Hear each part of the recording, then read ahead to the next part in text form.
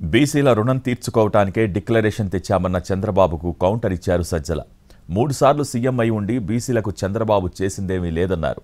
చంద్రబాబుపై ఆయన పార్టీ నేతల్లోనే విశ్వాసం లేదని చెప్పారు. ఇది 10 సూత్రాలతో వెనుకబడిన వర్గాల కోసం బీసీ డిక్లరేషన్ తీసుకొచ్చాం. మీ దశ దిశ మార్చడానికి ఇది ఒక అవకాశం. 40 ఏళ్లుగా 42 ఏళ్లుగా ఆదరించారు. మీ రుణం తీర్చుకోవడానికి జై హో బీసీ కింద బీసీ డిక్లరేషన్ ఇచ్చామని మరొక్కసారి మీ అందరికీ విజ్ఞప్తి చేస్తున్నా.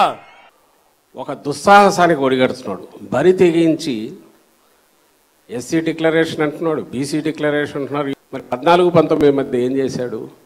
ఇది కొత్తగా పార్టీ పెట్టిన వాళ్ళు లేక అధికారం లేక ఎప్పుడు వచ్చే అవకాశం లేని కమ్యూనిస్ట్ పార్టీలు లాంటివి ఎవరన్నా పెట్టుకుంటే అర్థం ఉంటుంది. అంటే మేము వస్తే ఇదిగో పొడిచే వాళ్ళం అని చెప్పడానికో, మాకు అవకాశం వచ్చి ఇంత చూపించే వాళ్ళ మీద చెప్పడానికో అవకాశం ఉంటుంది.